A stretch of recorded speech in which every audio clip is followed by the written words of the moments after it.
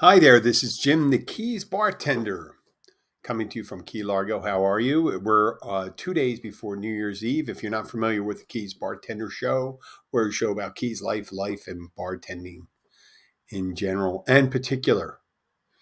Today we're going to be dealing with passwords and predictions for 2023. What I want to talk to you about passwords is if if you think about passwords 100 years ago, whenever you had to give a password to someone, it's either it was during a war or you're a spy and you gave a password and someone would give you back a return one or ask you a question, you give one, you'd see that or something, maybe something tied to a safe deposit box. So, but in the last 25, 30 years, when it comes to everything. I don't even have to tell you what we need the passwords, but every account that you have online, every email account, every uh, your cell phone, your computer. I mean, they're going to start having. Well, they have passwords. They have passwords. You have a passcode for your car, maybe if it has a entry, a key entry for it, a push button key for it, and keeping track of them, making them unique because sometimes people try to make the same password across all the platforms that they use, and it probably isn't news to you. It's getting really difficult to track those, and now they're suggesting passwords. When you have to do a password, they'll come up with a password, and it has nothing to do with anything you came up with. It's a computer generated password. And why are all these passwords getting more and more intricate and in depth? Is because hackers have become much more adept at breaking these passwords. Used to be, every so often you have, when you're using Bluetooth, it's the passcode for Bluetooth. Most of them, when you get them from the manufacturer, is 0000. And if you don't change it, it's always 000. So if someone were going to take someone's AirPods or uh, anything that's preset, they every passcode they try 0000. Now, for bank accounts and things like that, your 4-digit code, you think that as time goes on, we wouldn't, even though it's easier to use technology, it's more difficult to access technology, all these different accounts we have, because we've got to keep track of our passwords. And the computer now asks you if they'd like to keep track of your password. Well, what if someone hacks your computers and they get a hold of all your passwords? They're able to keep the lockbox or your virtual lockbox on your computer to all your passcodes, all your passwords. You have biometrics now. We got facial recognition. Um, I don't know if it's a real thing, not or is it? There's retinal scans. There's definitely print scanners on the back of phones. They check your fingerprints, and there's all different. And you see in the spy novels and things like that, people cutting off other people's fingers and getting or their eyes and holding it up to the biometric thing. I know that's kind of gross. Or I imagine there's all sorts of different ways. Once they come up with a new way of making a device secure, there's someone working very hard and creatively to break it. And I think and I don't have any true data to suggest this, but I think it's it's almost infinitely more difficult to come up with new technology to secure devices and secure accounts than it is for these hackers to break in, because they're using creative ways. And once they have a system set up, there's always some backdoor someone thinks, someone figures out. Now, I always in most recent years, I was always getting frustrated by the amount of passwords that I had to keep and then remember. And how can you remember all these ones? You're creating them. And then I mean, it's just one of these things where A password or a passcode has now become almost like anonymously redundant.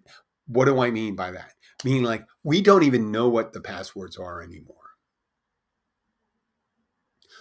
So think of the things you had to remember. And since most of my audience, at least on iTunes, shows most of my audience is above 40.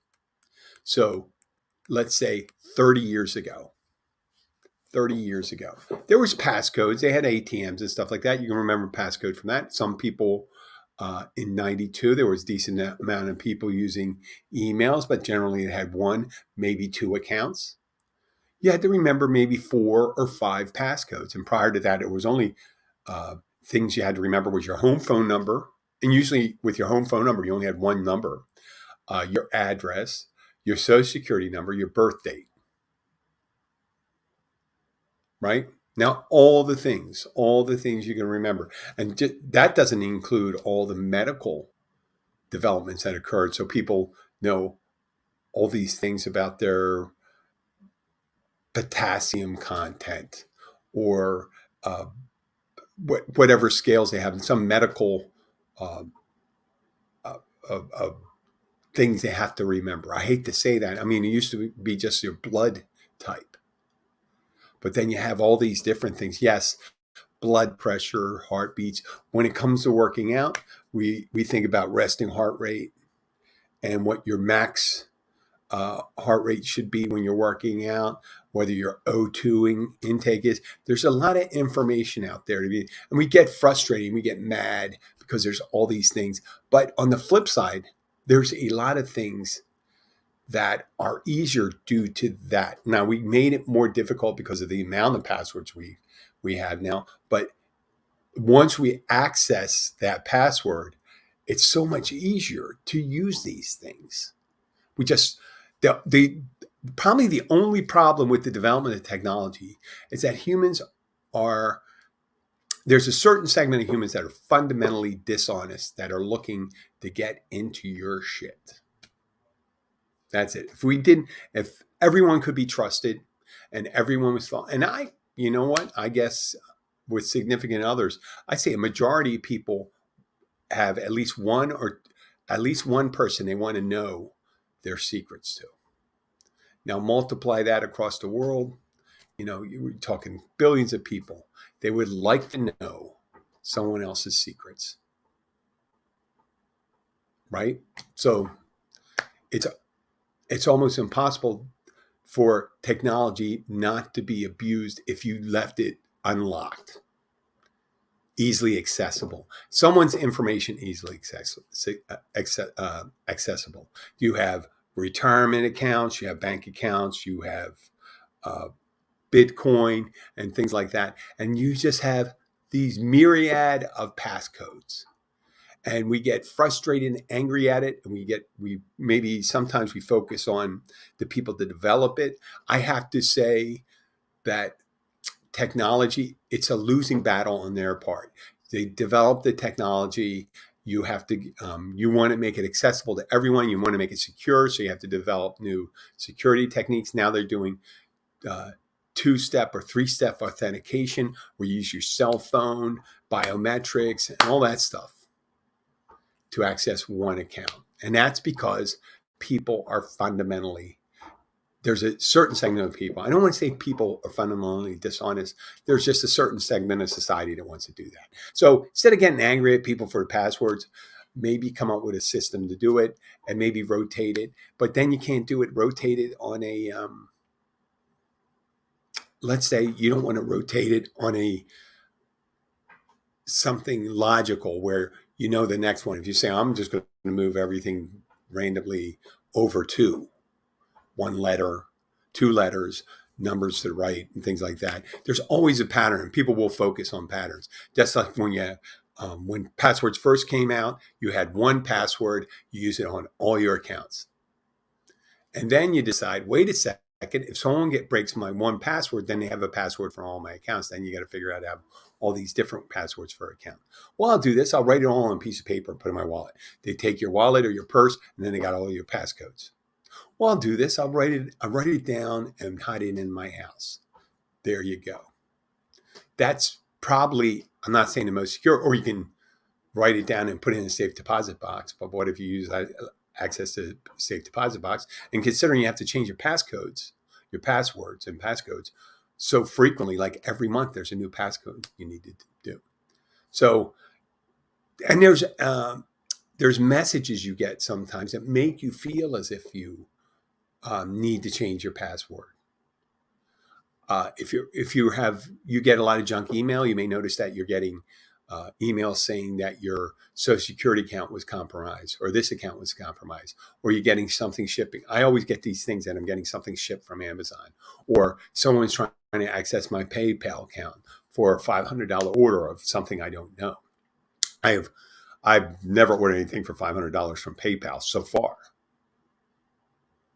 So I knew that was, I've never went that high. So I've learned, so the gist of the whole conversation, what I wanted to say was that I've learned to accept passwords. And I know it's there to make me safe. And instead of getting frustrated and angry, which what kind of really initiated this topic was, I went into my other job and I was trying to accept my part-time job as a fitness instructor. And I was going to check out my email there, and I had to sign up for some seminar. And I thought I remembered the password. And I have so many different passwords right now. I have at least 45 passwords. I'm just going to pick that arbitrary number, 45 passwords. I couldn't remember. I got frustrated. And then I remember, wait, that password's there to protect me. So I don't know if it helps you, but I mean, anytime I can get less frustrated with something, it's a good day for me. And that password thing is it. Okay, on to predictions. I don't believe in predictions. I really don't. There's trends that occur, like after COVID, we kind of knew because there was an interruption in manufacturing and in the supply chain that there would be some kind of economic ripple from it. And we are going through it right now. We have a war in Ukraine, so the oil markets are kind of screwed up. There's all sorts of things coming. There's tension in Asia with China and the sea and Taiwan. There's all these things. So when you're making predictions, you're kind of making a prediction on a trend. Now, almost, let's say 700 years ago, 600 years ago, Nostradamus, who was a French philosopher, just wrote down at the time, if someone wrote down what Nostradamus wrote down in the manner he wrote down, you can say that guy was on a mixture of LSD, mushrooms, and really good, maybe pot. Just a mismatch of that stuff, because that guy was using a lot of symbology and a lot of things like that, and a lot of obscure references. I mean, he talked about Babylon. And Babylon in the 1300s, I guess if he was talking about Babylon in Mesopotamia, that was already except for maybe the Ottoman Empire. He used these old imagery, even for the Middle Ages. He used old imagery and cast into the future things. And people will argue over his predictions today because they're so obscure. He uses metaphor for different countries, the eagle and the bear. Well, we got to remember, the eagle and the bear, powerful, strong, powerful animals, have been used for symbols for countries for thousands of years. So if you're going to compare yourself to anything, it would be like a lion, an elephant, an eagle, a bear. Why wouldn't you do, if you're a country, you would make it so when they say the eagle and the bear, people say, well, that's Russia and the United States.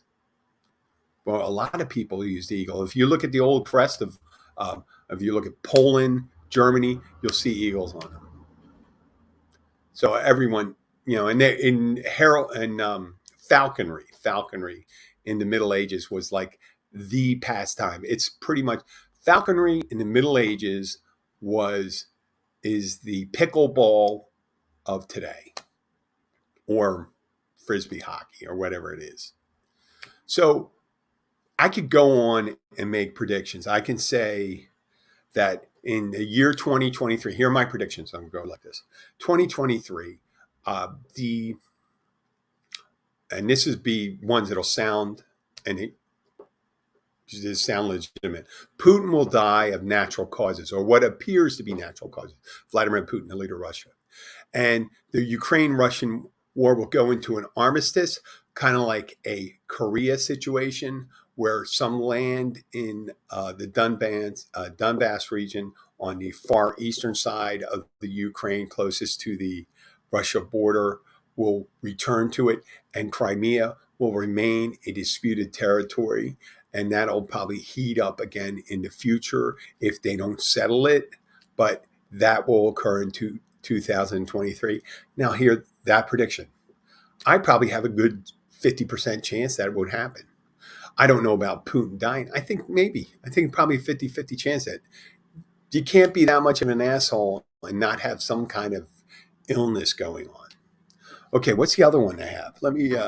Germany. Germany will make moves to leave the EU. That's a 25%. After the UK left, I thought maybe the European Union will kind of weaken, and the the the unity of the European Union will be more fragile. And without the UK being there, Germany may think that it's the rest of the member states are too dependent upon the financial health of Germany and its leadership, that they might as well just create a union, prosperity union that would put them more in the driver's seat. And that sounds kind of like what happened about 80 years ago, but I'm not suggesting that. I don't think there's that kind of xenophobia present in Germany. And then China, I think China will most likely not invade Taiwan in 2023, even though it moves, because of the things that occurred in the Ukraine-Russia war. But it will seek to create a economic unit treaty with Taiwan, and they'll look to say, hey, listen, I know you don't want a political one. How about an economic uh, union with them? And I think that's something that the Taiwanese would definitely look into if they could trade freely with China. Now, see that? They're all, I'd say the German one is probably 25%, and the Chinese one is probably a little less than 50%, and with the war going into an armistice for Ukraine, it's better than 50% chance. Great bets. Now, if I'm willing to really be uh, specific, I can make a million of them, and all I have to do is make one right one outrageous right prediction. The Eiffel Tower will be struck by lightning, and it will cause a revealing of a structural defect, and it will be closed for 5 years, and it'll find that there's a secret compartment in there that was created by Charles de Gaulle after World War II, and he will find his Charles de Gaulle's head in suspended animation with hopes that he would be revived. Okay, now that's a crazy one, and that's not likely to happen. Uh, the a well, and up until last year or 4 or 5 years ago, I'd say that's less likely. The Eiffel Tower is less likely to happen. Prediction than, let's say, aliens will land and at a big cultural event at the probably a national championship or something where there's a lot of media present, and they will reveal themselves to the citizens of the world. Now, up until like 5 years ago, I would give that like 1 in 1,000 chance. But after all that stuff, I'm thinking maybe that is a 10% chance right now. I think so. Um, and then they'll reveal uh, that they were interfering with our throughout history in human events. That would be a good one. Um, what other things that we can predict? You can predict almost anything. Obviously, weather trends are going, but an asteroid will strike the Pacific Ocean and cause a tsunami in 2023. Probably one in 100 chance. 1 in 100, maybe 1 in 500 chance. Let's say 1 in 500 will cause a tsunami. And then there's be various volcanoes. There'll probably be a celebrity who will. They've had it. There was a celebrity that will have been declared dead for months, and they will realize that he's not dead. And that who would that be? That would be someone who was very famous, and that isn't John Cougar Mellencamp will be, be announced as his death will be announced, and then 4 months later, they will say, "Well, John Cougar Mellencamp or John Cougar, I don't know which one is his real name, is alive," and it will be revealed that very few people left. I mean, very few people cared. And that's it for predictions right now. So I'm going to leave this there. I am, and you'll probably say, "Hey Jim, weren't you supposed to do the 12 drinks of Christmas?" Um, nope, I'm only going to do 10. You know why? 12 is too many. I thought the 12 Days of Christmas was a little too long a song. It works great, for a song maybe, but that's just a little too much. Giving 12 ladies dancing, 8 geese laying, 4 swans a swimming, two, four, five golden rings, 2 French hens. I mean, how many things do you have to give someone to express that you care about? I think once you gave someone, and I said this earlier in the other podcast, once you gave them a tree with a bird in it, and I imagine the tree would have to be something like maybe a 6 or 7 foot tree with a partridge in it, I'd say that's pretty much you're done. You get, okay, the 2 French hens, which they could be in the tree too, and 5 golden rings. 5 golden rings are good for Christmas, their birthday, and Valentine's Day.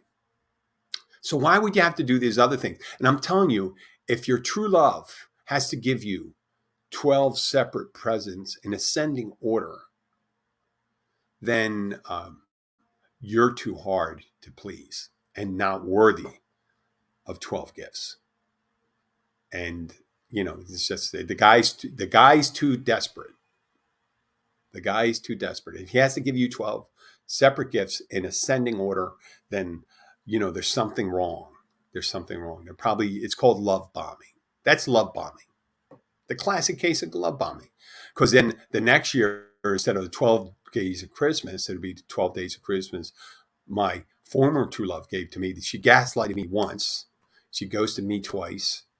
And all these shit. You could do it all the way up because that is not a good beginning of a relationship. Well, this is it for Jim the Keys Bartender. Next time I come to you, oh, my goals reach. Next time I come to you, I will be, it'll be 2023. And I hope you have a great and healthy, I'm trying to stop my sports watch right there. But I hope you have a great end to 2022 and a successful 2023. This is Jim the Keys Bartender signing off. Thank you.